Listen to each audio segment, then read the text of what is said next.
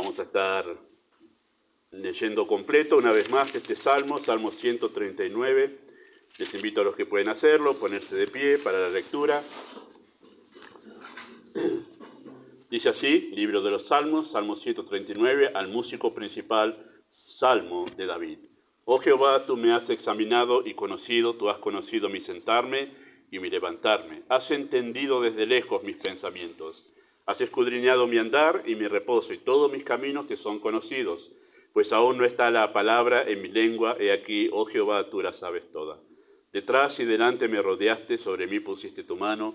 Tal conocimiento es demasiado maravilloso para mí, alto es, no lo puedo comprender. ¿A dónde me iré de tu espíritu? ¿A dónde huiré de tu presencia? Si subiere a los cielos, allí estás tú. Si en el Seol hiciere mi estrado, he aquí, allí tú estás. Si tomare las alas del alba y habitar en el extremo del mar, aún allí me guiará tu mano y me asirá tu diestra. Si dijere ciertamente las tinieblas me encubrirán, aún la noche resplandecerá alrededor de mí, aún las tinieblas no encubren de ti. Y la noche resplandece como el día. Lo mismo te son las tinieblas que la luz. Porque tú formaste mis entrañas, tú me hiciste en el vientre de mi madre, te alabaré, porque formidables y maravillosas son tus obras. Estoy maravillado, mi alma lo sabe muy bien. No fue encubierto de ti mi cuerpo, bien que en oculto fui formado y entretejido en lo más profundo de la tierra. Mi embrión vieron tus ojos, y en tu libro estaban escritas todas aquellas cosas que fueron luego formadas, sin faltar una de ellas. Cuán precioso me son, oh Dios, tus pensamientos. Cuán grande es la suma de ellos. Si los enumero, se multiplican más que la arena. Despierto y aún estoy contigo. De cierto, oh Dios, harás morir al impío. Apartaos de mí, hombres sanguinarios, porque blasfemia dicen ellos contra ti. Tus enemigos toman en vano tu nombre. No odio, oh Jehová, a los que te aborrecen, y me enardezco contra tus enemigos. Los aborrezco por completo, los tengo por enemigos. Examíname, oh Dios, y conoce mi corazón. Pruébame y conoce mis pensamientos. Ve si hay en mí camino de perversidad y guíame en el camino eterno. Amado Padre, encomendamos una vez más la enseñanza de tu palabra a la guía de tu Espíritu. Reconocemos que si tú no obras en el corazón es imposible humanamente poder entender y además humillarnos. Entendemos que el arrepentimiento es un don que tú concedes a aquellos a quienes quieres llevar a una relación plena contigo. Por eso oramos que extiendas tu misericordia en esta tarde para entender lo que podamos entender y poder vernos asombrados por tu gloria, por tu persona, de tal manera que nosotros podamos rendir nuestros corazones en adoración a ti. Pedimos esto en el nombre de Jesús. Amén. Muy bien, pueden tomar sus asientos, muchas gracias.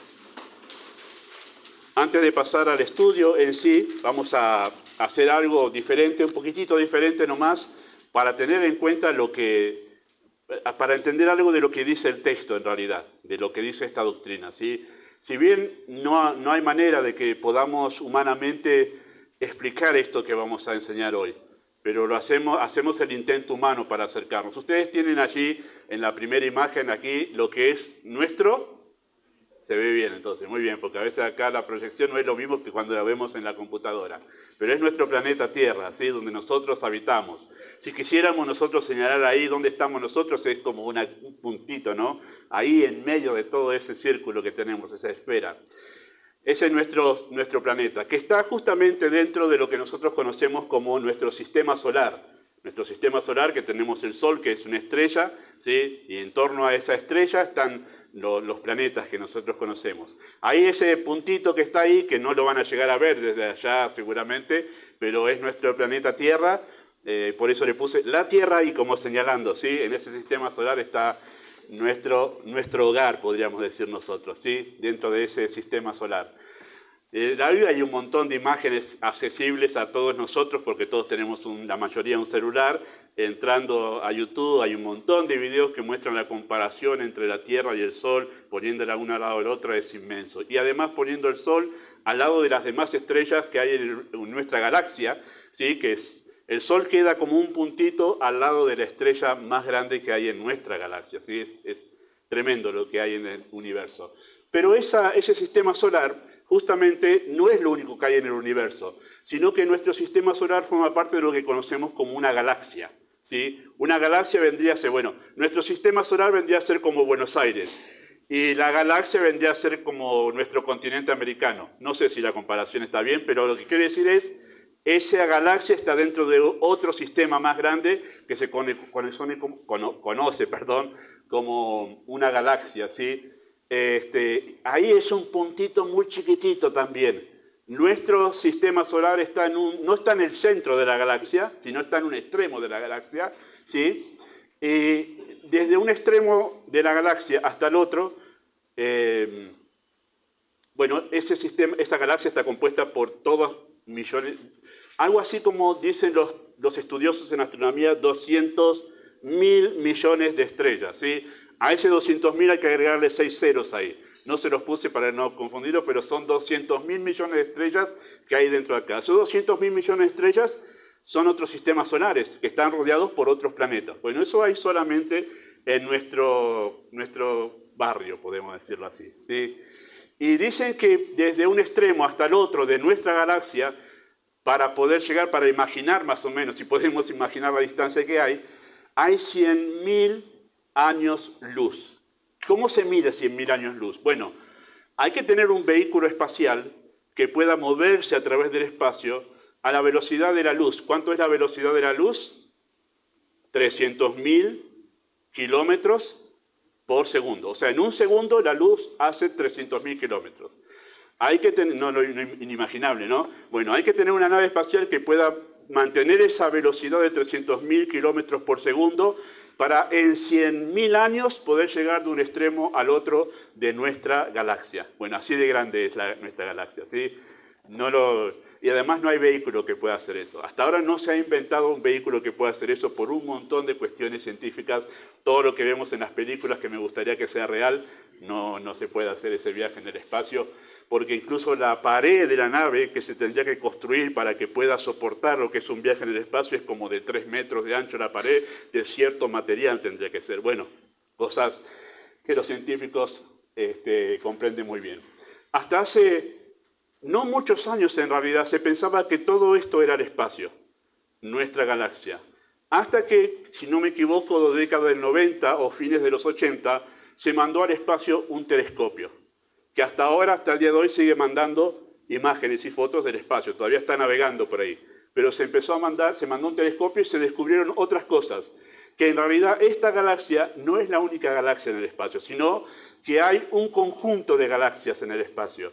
Cerquita a nuestra galaxia, hay otras más que ahí tienen los nombres que le ponen los astrónomos, que seguramente le ponen el suyo, cuando descubrieron.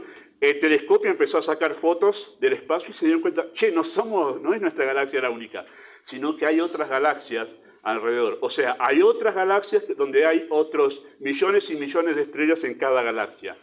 Y hay algunas que están cerquita a la nuestra, y los científicos empiezan a imaginarnos, sacando cálculos, dice que en algún momento, dentro de no sé cuántos miles y miles y millones de años, hay dos galaxias que se van a unir. Bueno, no se asuste, falta mucho para eso si llegase a pasar.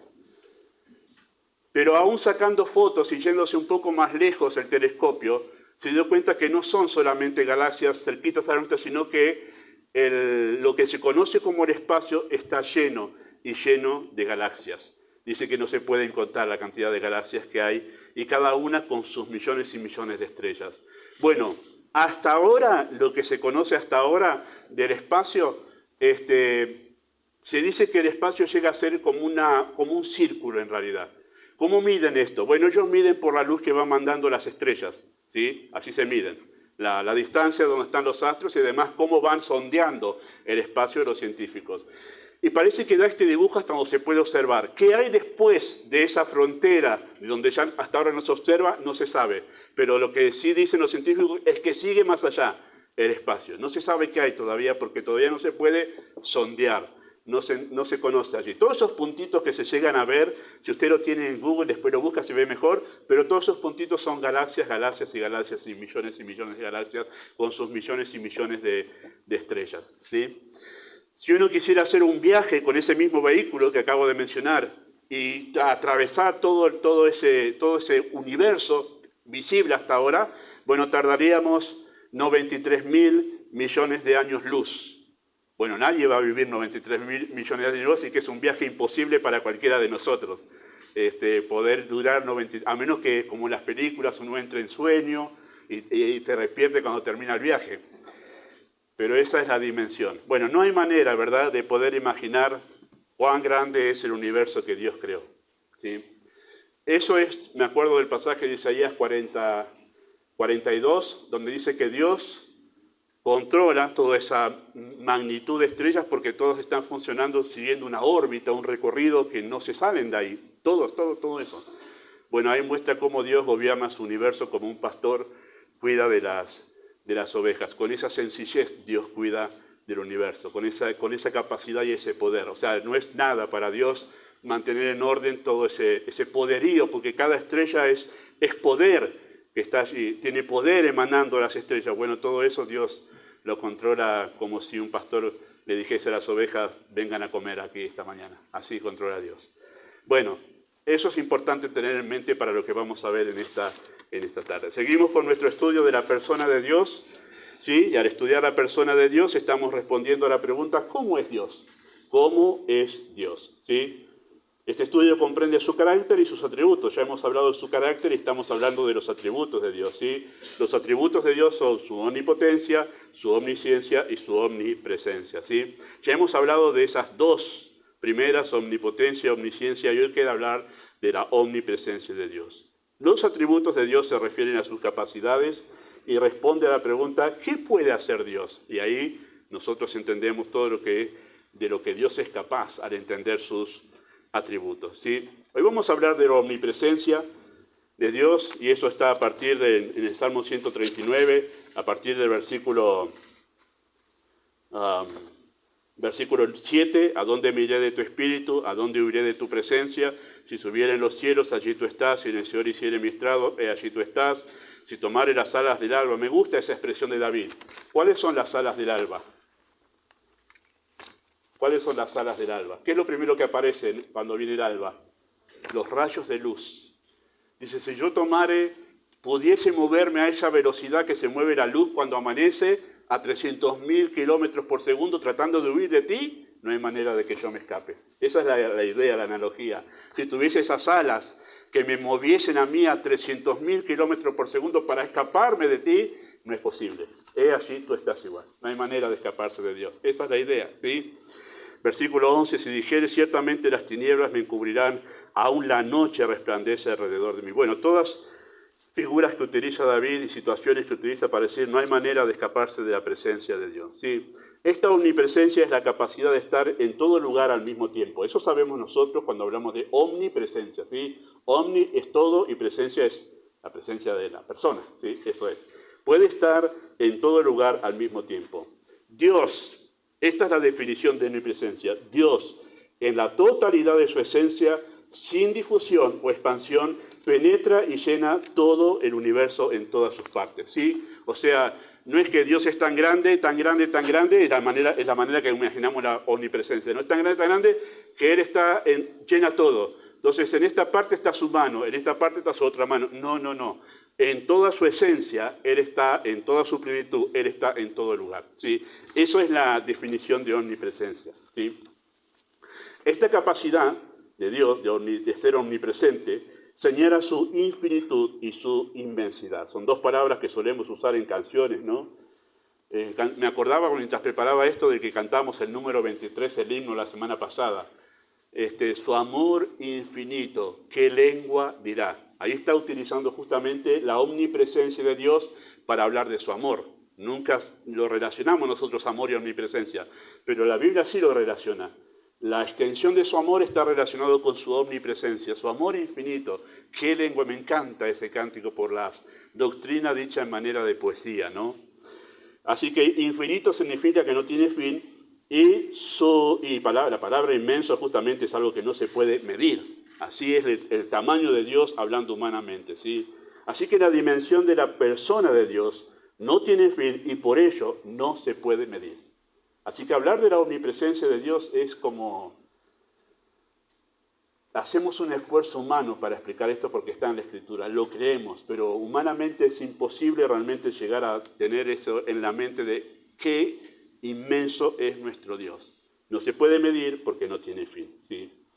Y David expresa en el Salmo 139, que es lo que acabamos de leer, esta realidad de Dios señalando que no es posible escapar de su presencia. O sea, no hay lugar ni tampoco hay momento en que estemos fuera de su alcance.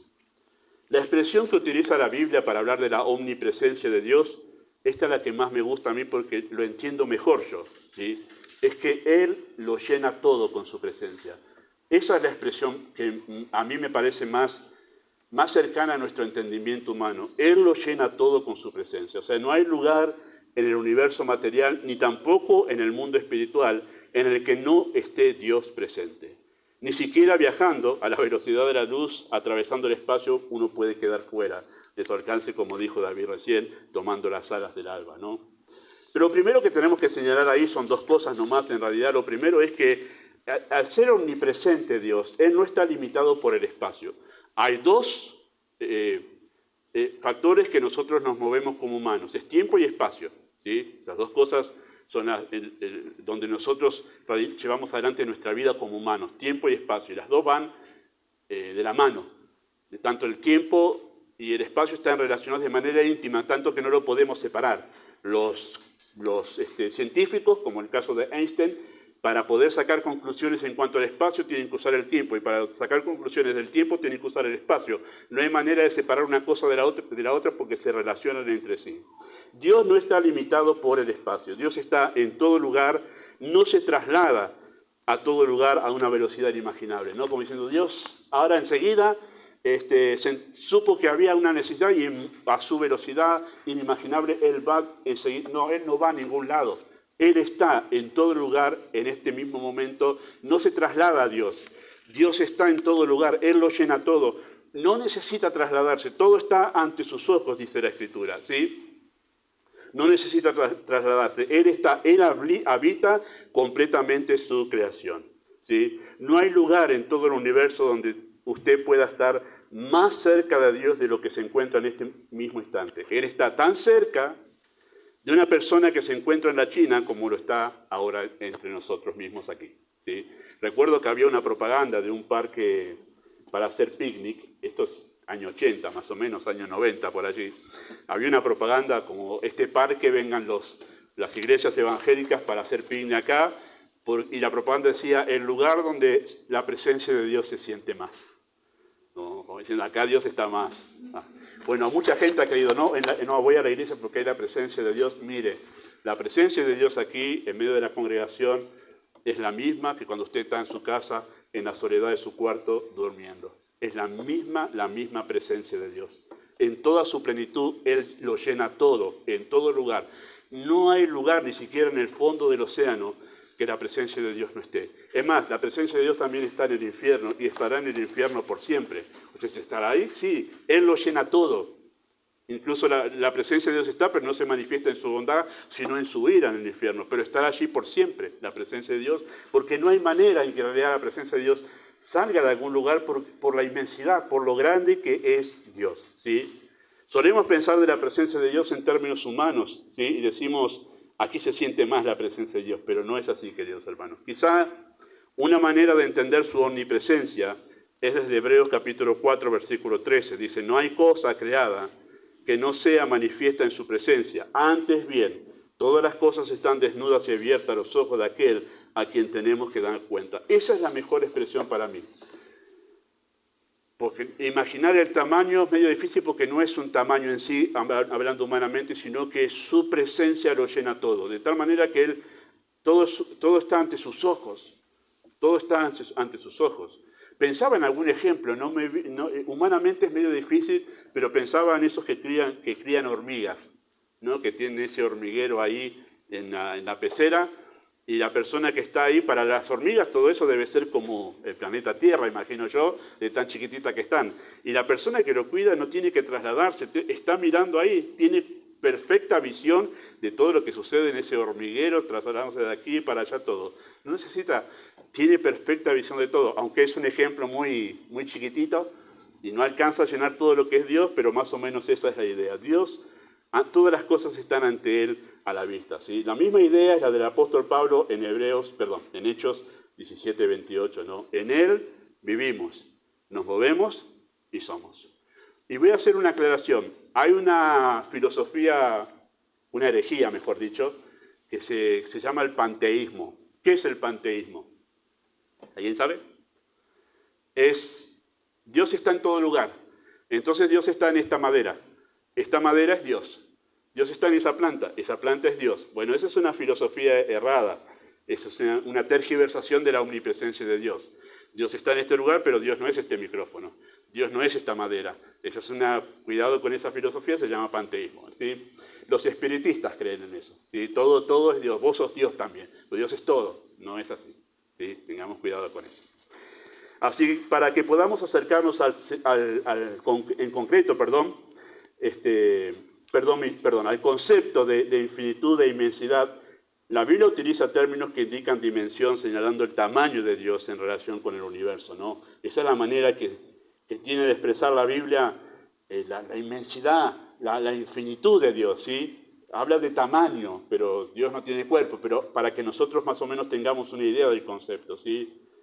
Son antropomorfismos, ¿sí? Para que entender que Dios lo llena todo. Por ejemplo, Primero de Reyes 8:27, texto que lo tienen aquí, dice: pero es verdad que Dios morará sobre la tierra.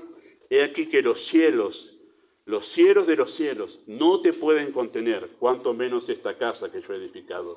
Y Jeremías 23:24 dice: ¿se ocultará alguno, dice Jehová, el escondrijo que yo no vea? No lleno yo, dice Jehová, el cielo y la tierra. Esa expresión es omnipresencia. Yo lleno el cielo y la tierra. O sea, estoy de manera plena, completa, en toda mi esencia, en todo lugar, en cada rincón de este universo, ¿sí? Por eso cuando Cristo habló de la omnisciencia, pero también de la omnipresencia de Dios, dice que no hay un pajarillo que muera sin Él. Esto no queda oculto a su vista. ¿Por qué? Porque Él lo llena todo, incluso hasta lo más pequeño. Los eventos más pequeños no pasan desapercibidos ante sus ojos porque Él lo ve, ¿sí? Así que la dimensión de Dios implica la presencia completa de su ser en todo lugar. Por eso hablamos de el infinito, hablamos que es infinitamente sabio, es infinitamente santo, es infinitamente bueno, es infinitamente justo, es infinitamente misericordioso. Todo es infinito en Dios, porque su esencia es eso, es omnipresencia, es infinito en todo. Por eso cuando el apóstol Pablo habla en Efesios capítulo 3, versículos 18 y 19 acerca del amor de Dios, lo habla acerca de la dimensión de la omnipresencia de Dios. Dice así Pablo: que seáis plenamente capaces de comprender con todos los santos cuál sea la anchura, la longitud, la profundidad, la altura, y de conocer el amor de Cristo que excede todo conocimiento, para que seáis llenos de toda la plenitud de Dios. Habla de la omnipresencia de Dios relacionándolo con su amor. Es infinito, no hay manera de medirlo. Y a veces nosotros humanamente no decimos: ay, Dios ya no me debe amar. Mire, el amor de Dios es infinito, con el cual ha expresado su amor a los suyos, ¿no? No se acaba.